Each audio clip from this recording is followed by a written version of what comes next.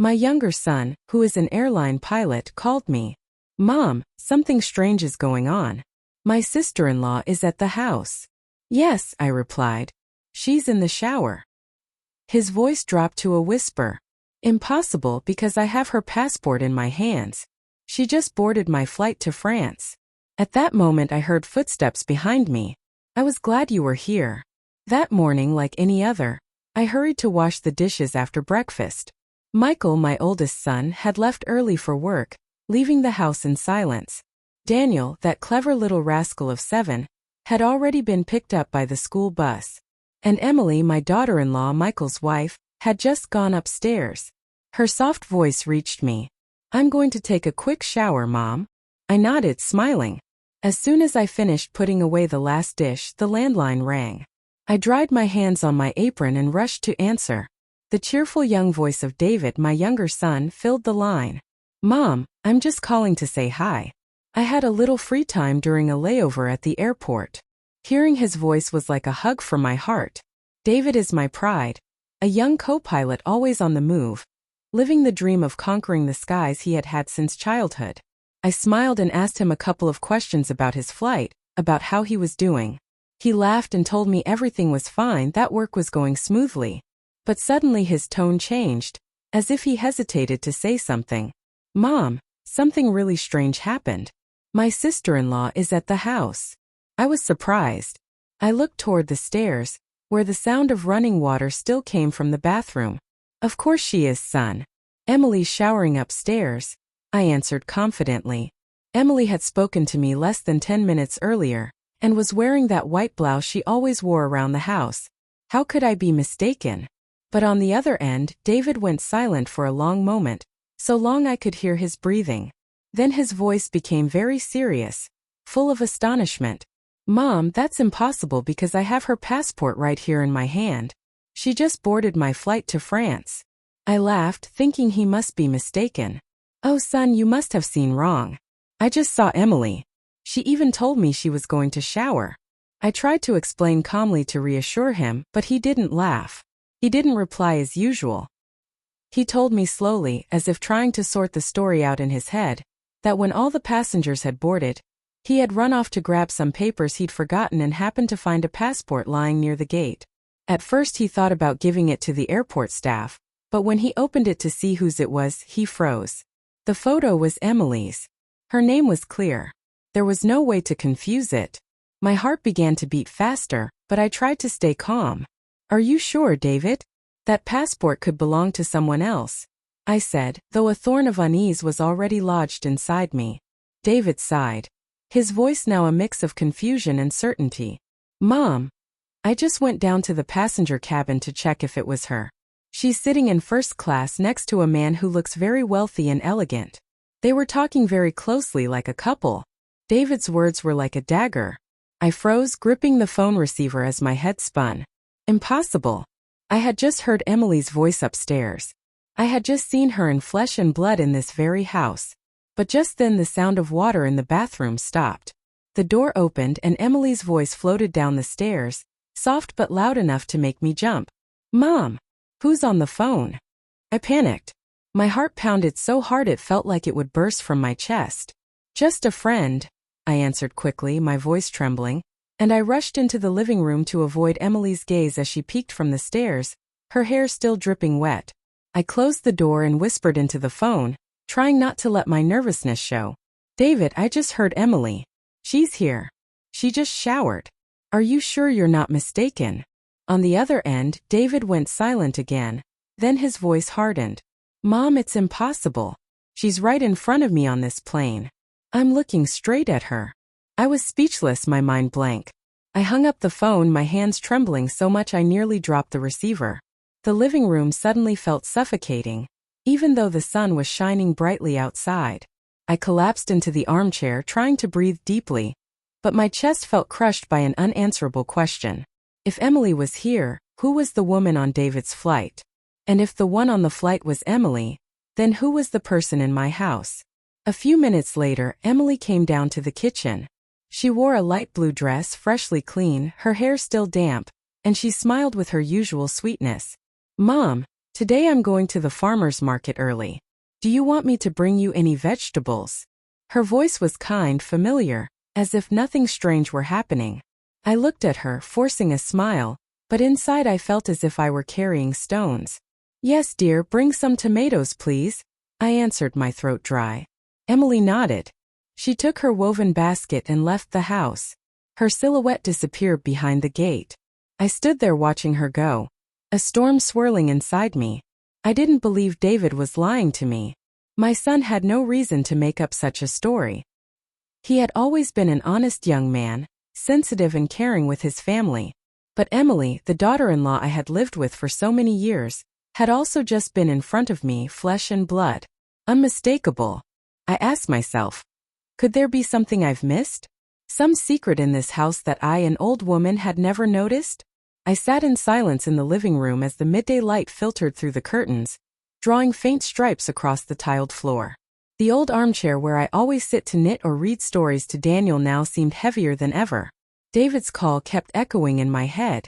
Every one of his words felt like a hammer blow to my heart. I looked around the room where the family photos hung. Michael and Emily on their wedding day, Daniel as a newborn, and David's radiant smile when he wore his pilot uniform for the first time. All those memories now seemed covered in fog, blurred and full of doubts. I am Elizabeth Carter, a 65-year-old widow living in a quiet middle-class neighborhood in Houston, Texas. My husband, Richard, passed away 10 years ago, leaving me with the 2 sons I love more than my own life. Michael, the eldest, is a hard-working architect, always buried in his plans and projects. David, the youngest, is my pride for making his childhood dream of becoming a pilot come true. My life revolves around Michael's small family, my daughter-in-law Emily, my grandson Daniel, and the quiet days in this house. Emily, my daughter-in-law, had always been the perfect model in my eyes. She was pretty diligent, always immaculate, from the way she dressed to the way she cared for Daniel. I still remember her wedding day, a big celebration held in the yard of her parents' house. Even though Emily's family wasn't wealthy, they did everything they could to make it perfect. Emily came into my house with a confident smile, a bright gaze, as if she had been born to be a wonderful wife and mother. I thought I was lucky to have a daughter-in-law like her. After Emily went to the market, I sat there, unknowingly clutching the edge of the tablecloth. David's call made me go over little details that once had seemed normal.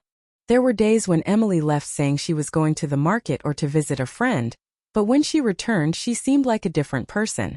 One day she was all sweetness, hugging Daniel, singing him to sleep. But on other days she was irritable, yelling at me just because I forgot to put the salt shaker back in its place. I used to think it was just mood swings, the ups and downs of a young woman. But now I wasn't so sure. My heart felt tangled, as if someone were stirring all the memories I treasured. I remembered once, a few months ago, when Emily picked up a pen to write the grocery list with her right hand. Her handwriting was neat and careful. But the next day I saw her writing with her left hand, messy and awkward, as if she wasn't used to it. "Since when do you write with the other hand, dear?" I asked. She laughed and quickly answered, "Oh, nothing. Just practicing for fun, Mom." I nodded, not giving it more thought, but now that detail had become a sharp piece lodged in my mind. I was lost in thought when I heard the door open. Daniel came running in with his backpack bouncing on his shoulders. He hugged me tightly, chirping, "Grandma, today the teacher praised me because I drew really well." I stroked his head, trying to smile, but the weight in my chest remained. Daniel sat down and pulled out his notebook to show me. "Grandma, look. Yesterday Mom helped me with my homework using her right hand, and the writing looked really nice. But today she wrote with her left hand, and it came out messy." The boy pointed at 2 pages in the notebook, one with neat handwriting and another all crooked. I looked at the letters and felt my heart shrink. "Your mom must have been busy today. Maybe she was tired and that's why it looked that way," I told him, trying to hide my confusion. But Daniel looked up with innocent eyes. "Grandma, my mom is really strange. Some days she hugs me really tight, but other days she doesn't even look at me." My grandson's words were another stab. I hugged him, trying to comfort him, but in my mind everything was starting to tangle. Just then the doorbell rang. I got up, opened the door, and saw Mrs. Thompson, my good neighbor, standing there with the dish Emily had brought her the day before. She smiled with her usual kind smile, but her eyes were curious. Elizabeth, your daughter-in-law is so sweet. But yesterday I noticed she handed me the dish with her left hand, and you once told me she's right-handed, right? How strange. Or does she use both hands? I forced a smile and answered, maybe she does, Mrs. Thompson. Would you like to come in for some tea? She nodded and came in, but her comment stuck in me like a thorn. Not just me, now even the neighbors had noticed the difference. I served her tea, we chatted about little things, but as soon as she left, I collapsed into the armchair, hand over my chest. I sat frozen, feeling like the world was crashing down on me. That afternoon I went out to the garden with the watering can, trying to let the water fall gently over the daisies I had cared for years. The sun was beginning to set. The shadows of the trees stretched across the yard, but my soul found no peace. Daniel's words, Mrs. Thompson's remark, and David's firm voice on the phone kept circling in my head like pebbles tossed into a calm lake, sending ripples that wouldn't stop. I watered the plants, but my mind was elsewhere. I asked myself, am I just too old to notice the strange things happening in my own house? Or have I been deliberately turning a blind eye, wanting to believe in the happy family I always dreamed of? Emily came back from the market carrying her woven basket. What caught my attention was that she held it with her left hand. I remembered perfectly well that she had always used her right, whether chopping vegetables or brushing Daniel's hair. I stood there watching her set the basket on the kitchen table and asked quietly, what did you buy, Emily? My voice tried to sound natural, but inside a wave of suspicion was rising. She smiled and answered politely, yes, Mom. I brought some tomatoes, cilantro, and fresh fish. Tonight I'll make the grilled fish you like. Does that sound good? Her voice was soft as always, but I couldn't help staring at her hands. Left hand? No, right hand. I nodded and turned away, pretending to wipe the table. But my heart was pounding hard. Was I imagining things, or were these small details trying to tell me something? At dinner, the whole family gathered around the table. Michael looked tired after a long day at work, but he still smiled at Daniel and asked about school. Emily ate slowly, delicately, and even turned to remind him, sweetheart, next week is Daniel's parent meeting. Keep the day free. I looked at her, searching for the daughter-in-law I had always been proud of, but David's voice kept echoing in my head. She's sitting in first class next to a man. I bit my lip trying to swallow the anxiety, but it felt like a stone stuck in my throat. Just 3 days later, everything was different. Daniel dropped a glass of water at dinner, and the spill spread across the tablecloth. I quickly grabbed a rag to clean it up, laughing. It's fine, honey. Just be more careful. But Emily, sitting across from him, frowned suddenly and snapped. Daniel, why are you so clumsy? Be more careful. I stared at Michael. He frowned too and said quietly, Emily, it was just an accident. That's all. She turned to him with anger sparking in her eyes. You always defend him, and I end up looking like the bad one. The atmosphere at the table grew heavy. Daniel lowered his head, his eyes filling with tears. I hugged him, feeling a deep ache. Just days before, Emily had gently reminded him about school, and now she seemed like a completely different person. I sat beside him in silence, watching, trying to piece everything together in my mind. Today she was irritable. The other day she was sweet. Today she used her left hand. The other day her right. These small differences, one by one, piled up in my mind like pieces of a puzzle I still couldn't see clearly. I told myself I had to calm down, but every time I looked at Emily, I saw a stranger, as if she wasn't the daughter-in-law I had lived with for so many years. A few days later, I took Daniel to school. He held my hand as we walked down the same old cobblestone street. Suddenly he stopped, looked at me, and said sadly, Grandma, yesterday Mom helped me write, and she was really patient. Her handwriting was so pretty. But today she didn't even want to see my homework. She told me to do it alone. I crouched to look into his clear little eyes and my soul broke. Your mom was busy, honey. Don't be sad, I said, though my voice trembled. Daniel nodded, but his gaze stayed full of disappointment. I hugged him, feeling a crushing helplessness. He was only 7 years old. How could he understand something I couldn't even figure out myself? That night we sat down for dinner again. Suddenly Emily pulled a small notebook from her bag and started writing with her left hand. Michael, serving himself food, laughed suddenly. Hey, since when do you write left-handed? You look so strange. Emily froze, a forced smile on her lips. Oh, nothing. Just trying it out, sweetheart. She quickly tucked the notebook back into her bag, but I caught the flicker of panic in her eyes. Michael shook his head and said nothing more, but I knew he had noticed something strange too. I sat there, gripping my spoon, trying to keep my face steady, but inside the doubts burned like a slow fire. One morning I grabbed an empty spice jar and crossed the familiar cobblestone street to Mrs. Thompson's house. Emily had borrowed it weeks ago, saying it was to make the chicken mole Michael loved. I knocked, and Mrs. Thompson opened the door with her usual warm smile. Elizabeth, come in, let me make you some coffee, she said, still holding a dish towel. I handed her the jar, planning just to thank her and leave, but she pulled me toward a wooden chair in her kitchen. The air was warm, filled with the smell of roasted coffee, but I couldn't relax. Mrs. Thompson looked at me with doubtful eyes and lowered her voice. Elizabeth, don't be upset with me for saying this, but has your daughter-in-law changed her personality? One day she greets me warmly, asks about my kids. But yesterday she walked by and I waved and she ignored me. Like she didn't even know me. Her words were like another stone tossed into the stormy lake of my heart. I forced a smile and answered. She must have been in a hurry, Mrs. Thompson. You know how young people are these days. But inside I was a mess. I knew she wasn't just talking for the sake of it. She's such a sentimental person, always noticing the little details. If even she had realized how strange Emily was acting, then my suspicions weren't just my imagination anymore.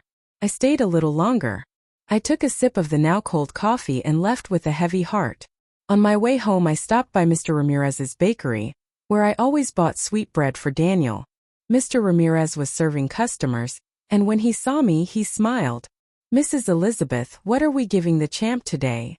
I asked for a few conchas and suddenly he asked, You're Michael's mother, right? His wife came by the other day, very friendly. She even told me how delicious my bread was. But this morning she came back with a sour face. Bought the bread and didn't even say thank you. Walked straight out. I froze, gripping the handle of my bag. She must have been tired, Mr. Ramirez, I answered, my voice trembling. I thanked him quickly and left. His words were another knife, cutting deeper into the doubts growing inside me. When I got home I made some tea and sat on the porch. The breeze carried the scent of daisies from the garden. I looked toward the street that led to the market, the one Emily always took. Suddenly I saw her coming back, carrying her shopping bag. But she greeted me with a flat voice. Good afternoon, Mom.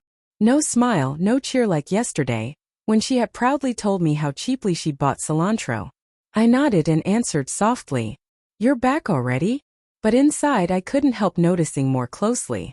The blouse she wore today was navy blue, different from the white blouse she'd had on when she left.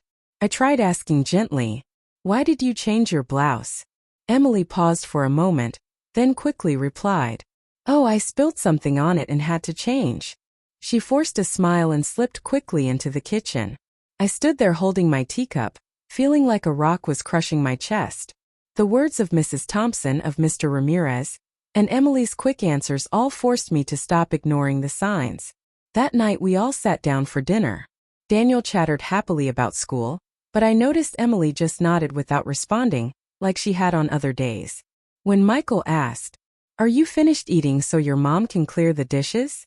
Daniel suddenly turned to me and said innocently, Grandma, hey, Mom didn't sing me to sleep. Yesterday she sang the old song you always sing to me, and it sounded so nice. I looked at Emily, who was serving herself food without reacting, but Daniel's words pierced my heart like a needle. That lullaby, that beautiful darling, I used to sing to Michael and David. Only Emily and I knew it in this house. So why had she sung it yesterday but not today? Why did she change so quickly? I got up to clear the dishes, but my mind wasn't there. I remembered the times Emily went out saying she was visiting a friend but came back with a strange look. One day she brought home fresh flowers, saying a friend had given them to her. Another day she got angry when I asked, Where did you go today, coming home so late? I used to think these were small things, but now they seemed like pieces of a much bigger secret. I didn't want to believe Emily was hiding something from me. But every word, every gesture of hers made me doubt.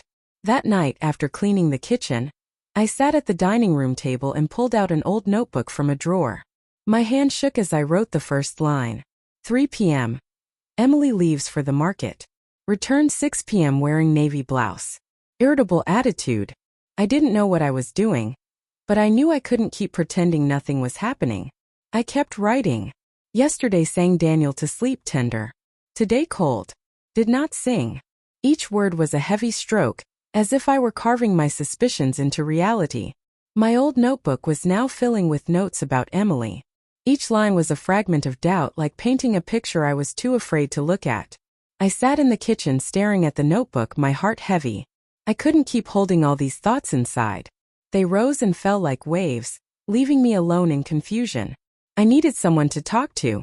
Someone who would understand, who wouldn't judge, who wouldn't jump to conclusions. Immediately I thought of Teresa, my dearest friend, the one who had been with me since we were young, when we'd sit under a tree knitting and sharing our lives. I picked up the phone, my voice trembling. Teresa, are you free this afternoon? Let's go to the little cafe on the corner. I need to talk. Teresa agreed instantly, her voice as warm as always. Elizabeth, I knew something was wrong. Wait for me, I'll be there. I felt a bit of relief, but the worry still weighed heavily.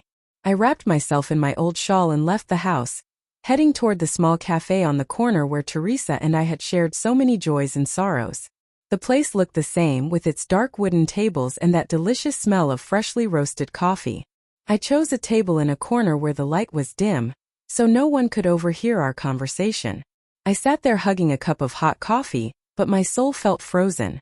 I wondered how I was going to tell her all these suspicions, how I was going to admit that I was doubting my own daughter-in-law. Teresa arrived wearing a light sweater and carrying a bag of fresh vegetables.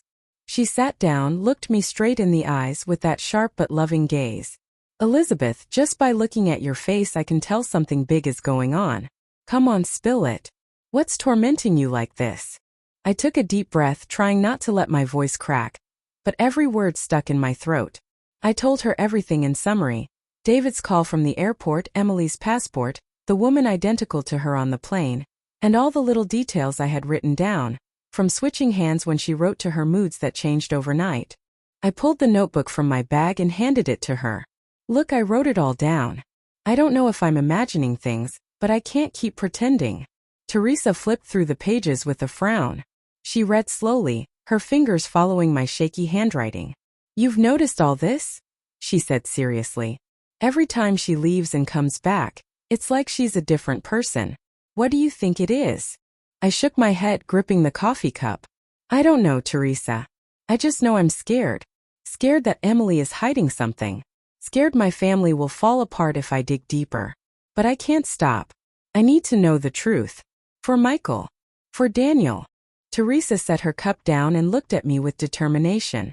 Women don't get fooled easily, Elizabeth. What does your instinct tell you?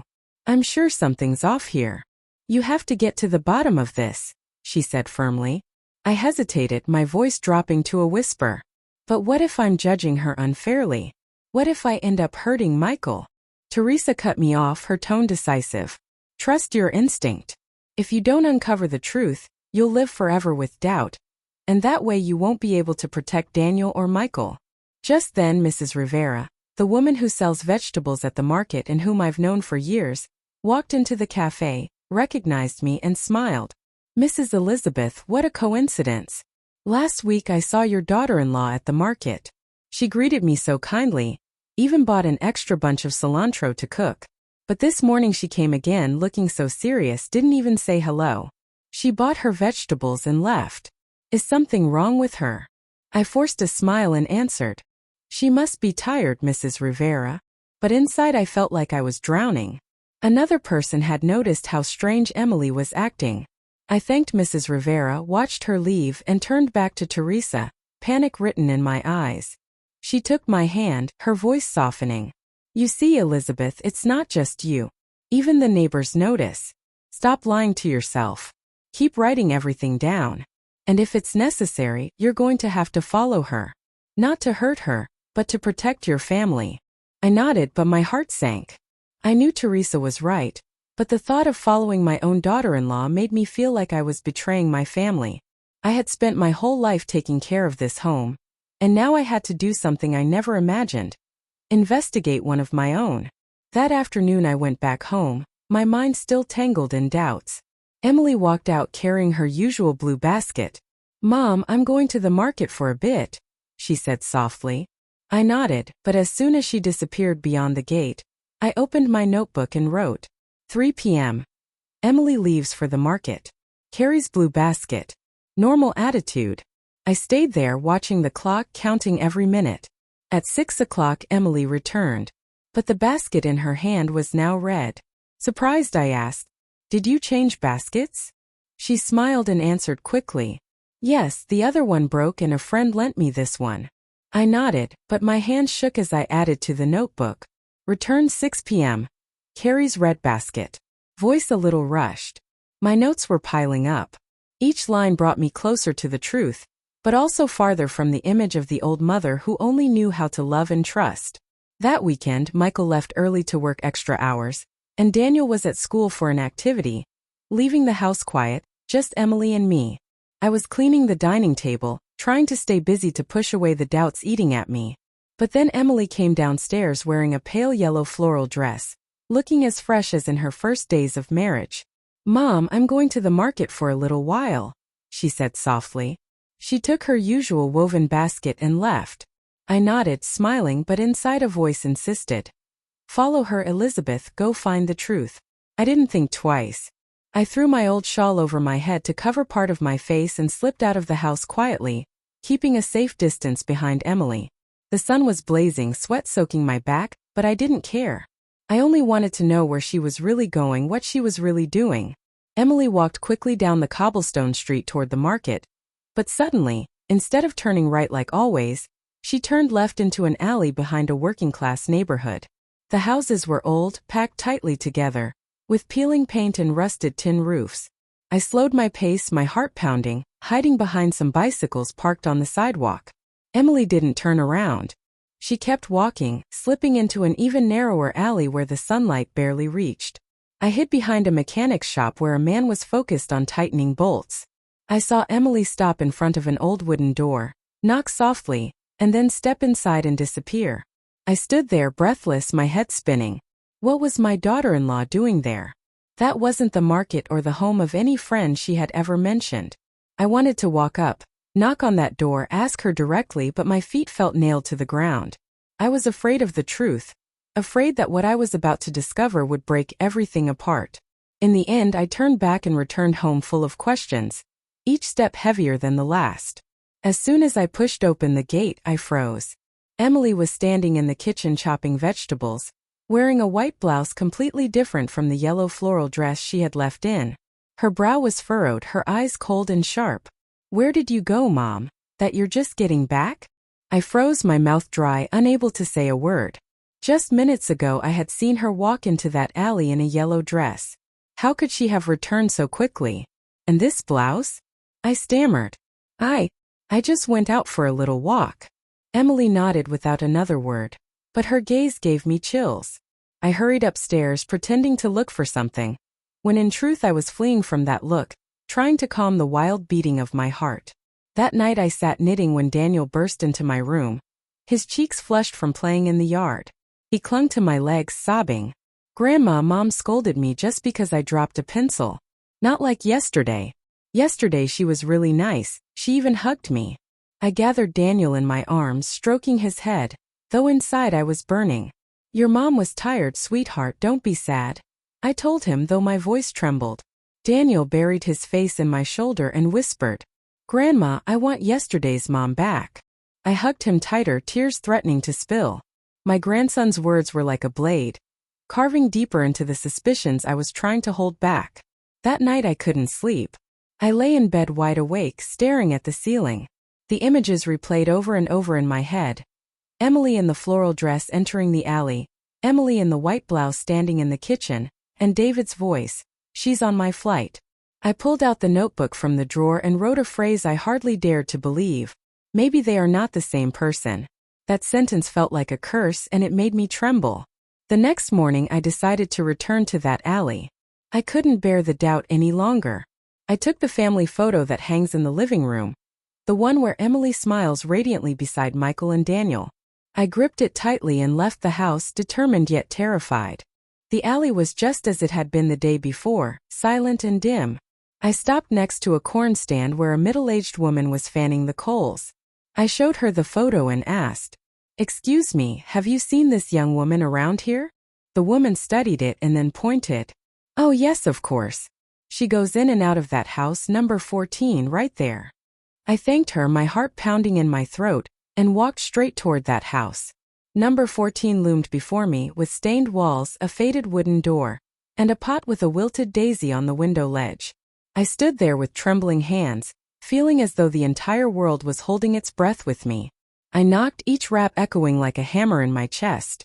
The door opened and I was left speechless. Standing before me was a woman identical to Emily. Same face, same body, same long dark hair. The only difference was her frightened eyes and the way her hands shook as she clutched a rag. I stammered in a broken voice, "Emily." The young woman flinched. She gripped the rag tightly and tried to slam the door shut. But at that moment another voice came from inside, gentle yet firm. "Isabella, stop hiding. You know this is wrong."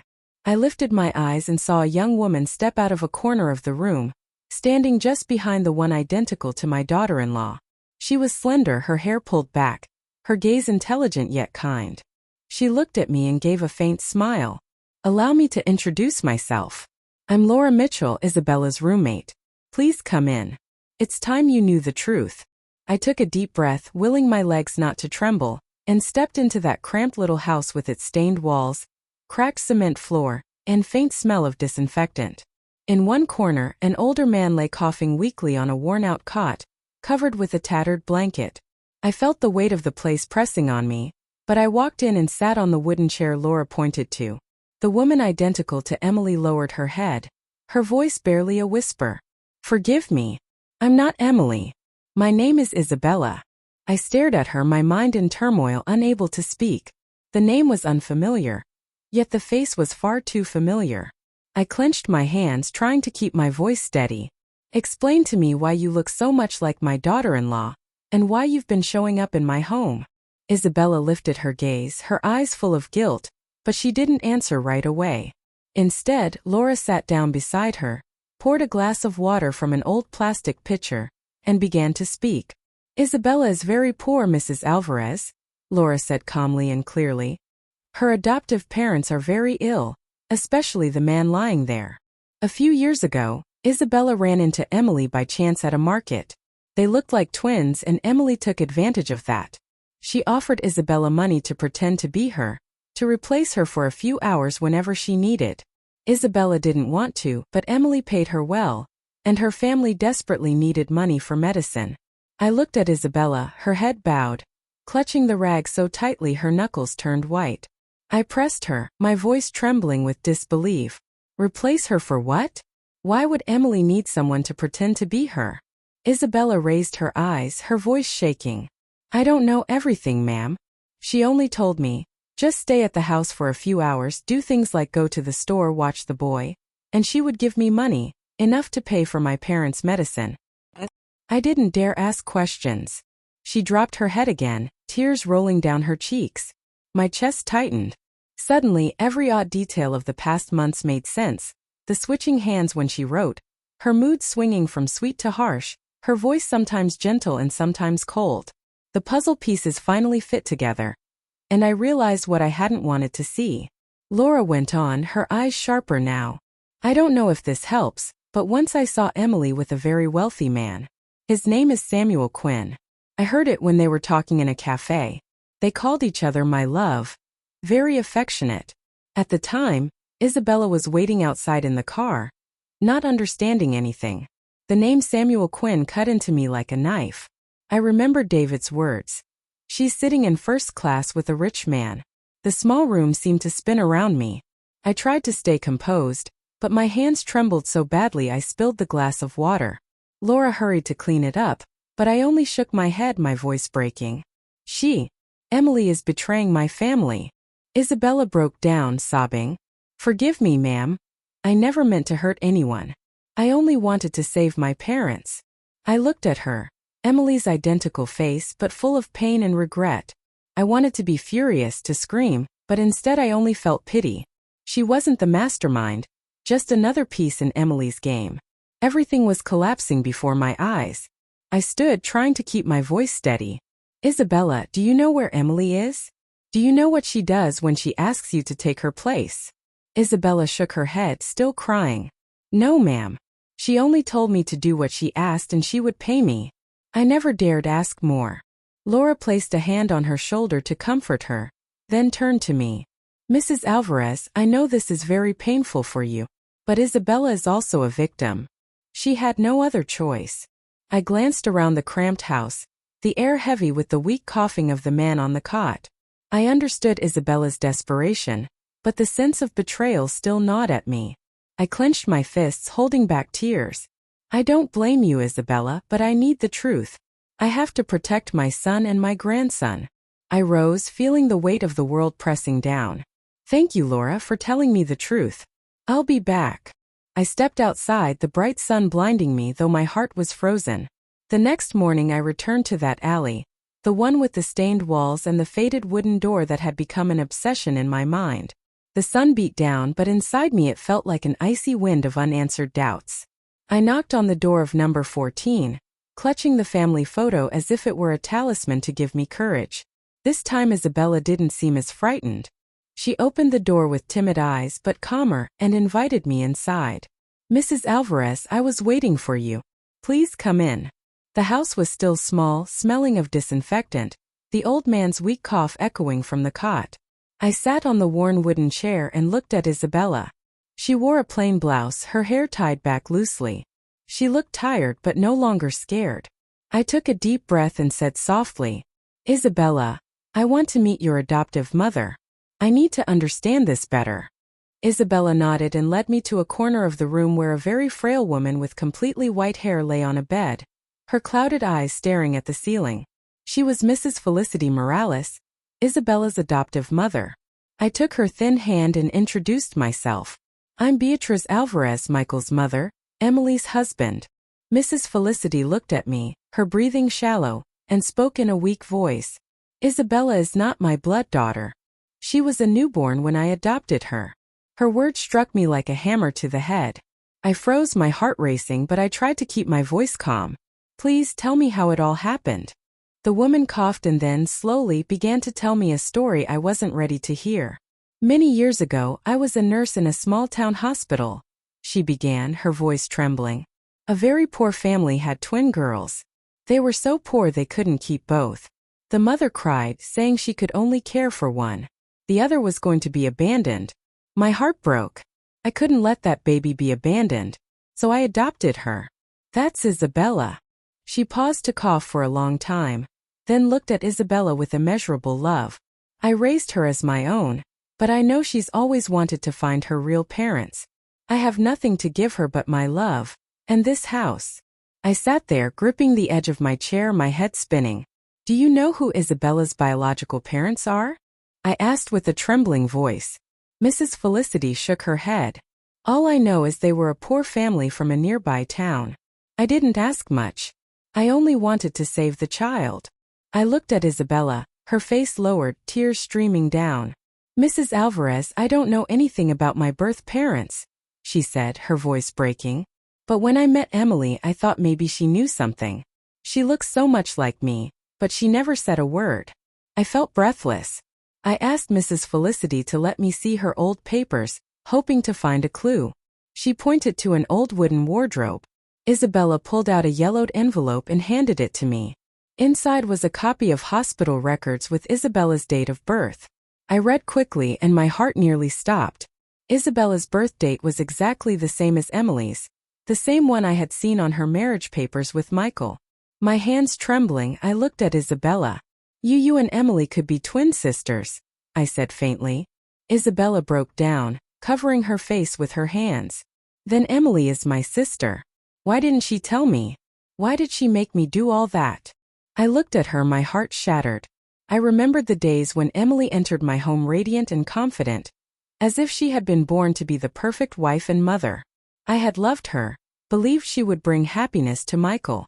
But now I knew she had not only deceived my family, she had exploited her own sister, using her as a double to cover up secrets I dared not imagine. I stood and placed a hand on Isabella's shoulder. My voice was firm though full of pain. Isabella, from today on, I won't let anyone take advantage of you again. I'll help your parents with their illness, but in return you must cooperate with me. I need to bring this truth to light. For Michael, for Daniel. Isabella nodded, still crying. I'll help you. I don't want to live in this lie anymore. I looked into her eyes and saw sincerity, and for the first time, I felt a glimmer of hope amid the storm. I left the house and walked through the alley, my soul in turmoil. I passed the bustling market where people laughed and shopped, but in my mind Mrs. Felicity's words echoed like bells. 2 twins, one abandoned, the other kept. And now their destinies had crossed into my own family. I returned home feeling wrecked, like a field after a storm. The truth about Emily and Isabella, the secret of the twins, weighed on my chest like a boulder. I stood at a crossroads I wasn't ready for. Confront my daughter-in-law, the woman who had deceived us all, and reveal the truth to Michael and Daniel. That night I called David. My voice was steady though my heart shook. David, tomorrow night you need to come home. There are things we need to clear up. He was startled. I could hear the worry in his voice. Mom, did something serious happen? I answered curtly. Just come, son. I need you. And if you can, bring Emily's electronic passport. He asked nothing more. He only said, Yes, Mom, I'll be there. I hung up and sat down, feeling as though the weight of the world was crashing down on me. I knew tomorrow night would be one our family would never forget. The next day I rose early and prepared a big family dinner. I spread a white cloth on the table, lit candles, cooked the chicken mole Michael loves and the roasted fish Daniel always asks for. I wanted this dinner to be special. Not to celebrate, but to mark a turning point. I was in the kitchen chopping vegetables, but my mind was elsewhere. Between that shadowy alley and Isabella's words, I kept telling myself I had to be strong. For Michael, for Daniel. But each slice of the knife felt like a cut in my own heart. Michael arrived home as dusk fell, tired from work. Seeing the table set, he was surprised. What's the occasion? Why all this food, Mom? I smiled, trying to appear calm. I just wanted us all to have a nice dinner. Sit down, son. Emily entered wearing a light blue dress, her smile gentle but her eyes carrying a trace of nerves. Daniel ran to hug my legs. Grandma, the fish smells so good, Daniel said, hugging my legs. I stroked his head with a lump in my throat. Deep down, I knew that after tonight his innocent smile might never be carefree again. We sat at the table, and at first the mood was light. Michael talked about work. Daniel chattered excitedly about a drawing he made at school. Emily nodded here and there, though I noticed her hand trembling slightly as she lifted her spoon. I took a deep breath and signaled to David, who had been waiting outside. He walked in, and right behind him came Isabella, in a plain dress, her face identical to Emily's but her eyes filled with anguish. The table went silent. Daniel looked back and forth between Emily and Isabella, his innocent voice breaking the tension. Why are there 2 moms? Michael went pale, dropping his spoon. Emily shot to her feet, shouting, What is this about, Mom? I stood, gripping the edge of the table to steady myself. Sit down, Emily, I said slowly but firmly. We need to clear the air. I began to speak, each word cutting into me. David's call from the airport when he saw her on a flight to France even though she was home, the time she switched hands while writing, her mood shifting from sweet to harsh. Finally, my visit to the alley where I met Isabella and discovered the secret of the twins. You and Isabella are twin sisters, I said, staring straight into her eyes. Did you use your sister to hide the truth? Tell us the truth. Emily trembled, her face white as paper. She screamed in protest. She's making this up to humiliate me. How dare you? But David stepped forward and slammed a folder of papers onto the table. This is a copy of the electronic passport with entry and exit stamps for France, he said firmly. You can't be at home and flying to France at the same time. Emily looked at the papers, her lips pressed tight, unable to answer. Daniel, sitting beside her, spoke up in a small but pained voice. It's true, Grandma. Some days my mom is an angel and other days she's really mean. I don't like the mean mom. His words stabbed me in the heart, and I fought back tears. The air in the room grew so heavy it was hard to breathe. I nodded and motioned to Claudia, who had just entered through the back door. She stood with a piercing gaze and spoke in front of everyone. I saw Emily with Hector Blake. They called each other my love. And it was she who hired Isabella to impersonate her and deceive the family. Michael turned to his wife, his voice breaking. Is it true, Emily? Tell me, is it true? Emily bit her lip in silence for a long moment before suddenly shouting, fury in her voice. Yes, it's true. I have a lover. I'm sick of this poor life, sick of being the daughter-in-law in this house. Hector gives me a life 100 times better. And you, Michael, you're worthless. Her words exploded in the room like a bomb. Michael sat frozen, fists clenched so tightly they turned white. Daniel burst into tears and ran to me, his voice shaking. Grandma, what did my mom say? I held him close as tears rolled down my cheeks.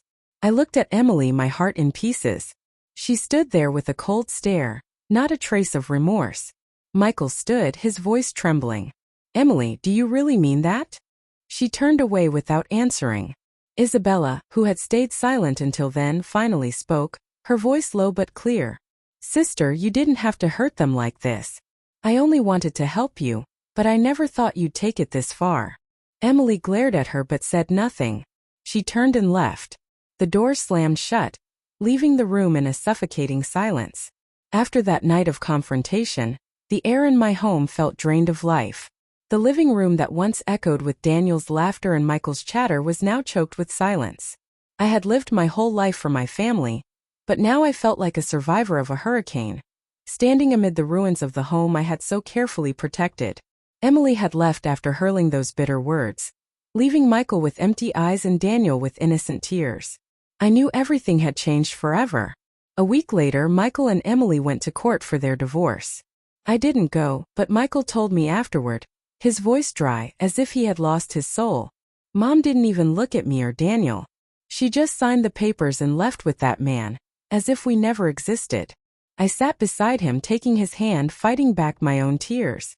Emily didn't ask for custody of Daniel, as though he had been just a role in a play she had grown tired of. My heart ached, not only for Michael but for Daniel, a 7-year-old boy who didn't deserve to be abandoned like that. Don't worry, son, I said with a trembling voice. I'll always be here, and Daniel will never be without love. But inside I knew that wound would take a long time to heal. Michael sank into himself, growing quiet, speaking little. He buried himself in work or sat watching Daniel play in the yard, his eyes carrying the same sadness I had once seen in Robert Alvarez's final days, when he realized he could no longer stay with us. Luckily, Isabella appeared quietly, like a small light in the darkness. She began coming to the house every day, bringing containers of warm food, sitting to play with Daniel, and drying his tears when he asked in his little voice, Auntie, where did my real mom go? I looked at Isabella and saw the same face as Emily's, but with a completely different heart. She was gentle, patient, always finding a way to make Daniel laugh. One afternoon I watched him run to her, hugging her with joy. Mommy, Isabella, teach me how to draw a little bird. I froze, my heart tightening. Daniel was calling her Mommy, with a carefree smile I hadn't seen in so long. Isabella laughed and stroked his hair. Of course, sweetheart, but you have to draw it really nicely so I can see it. Daniel's innocent words were like medicine to my pain. I knew Isabella hadn't just taken Emily's place during those days of deception. She was becoming part of our family with her own sincere heart. One night, while I was cleaning the kitchen, Michael called me into the living room. He stood there holding a small ring with trembling hands, his expression a mix of nerves and determination. Isabella was beside him, her face flushed, her eyes shining. Michael dropped to one knee, his voice breaking. Isabella, I don't want to waste any more time. You've brought light back to Daniel and me. Will you marry me and be Daniel's mom? Isabella burst into tears, glancing at me as if seeking my approval. I stepped closer, took her hand and nodded softly. You deserve it, dear. You've been part of this family for a long time already. She hugged me, her tears soaking my shoulder. I knew then that this was the moment my family began to heal. The wedding of Michael and Isabella came soon after, small but full of love. I stood in the yard, watching the red roses tied along the fence, listening to Daniel's laughter as he wore his tiny suit, acting as his father's little best man. David flew home from a work trip and stood proudly beside his brother, smiling as radiantly as the day he first put on his pilot's uniform. I sat in the front row with tears streaming down my cheeks, not tears of loss but of happiness. I looked at Isabella in her simple wedding dress, holding Michael's hand, and I knew my family had found a sincere heart. After losing a deceiver, life slowly returned to calm. Isabella kept her life simple, caring for Michael and Daniel with all her love. She cooked hot meals, sang Daniel to sleep with the same lullaby I had once sung to my children. Every night she sat beside Michael, listening as he spoke about his blueprints and projects, her eyes full of pride. Daniel no longer asked about his other mother. He just curled up with Isabella, calling her Mom, smiling brightly. I watched my family and saw how the wounds slowly began to close. One late night I sat on the porch. The wind drifted softly through the garden. Daniel's laughter floated from inside, mingled with Isabella's gentle voice. I peeked in and saw Michael focused on his work while she set a cup of tea beside him and kissed his forehead. I smiled, finally feeling peace in my heart. I thought about the long path I had walked, from the first doubts from David's phone call, to that dark alley where I discovered the truth. The truth had been cruel, but as Robert Alvarez used to say, the truth will set you free, Beatrice. And it had. The truth freed us. It brought Isabella to us and gave us a new beginning, brighter and happier. The story you've just heard has been modified in names and places to protect the identity of those involved. We don't share this to judge, but in the hope that someone will listen and stop to reflect. How many mothers are suffering in silence in their own homes? I truly wonder, if you were in my place, what would you do? Would you stay silent to keep the peace? Or would you dare to face everything to reclaim your voice?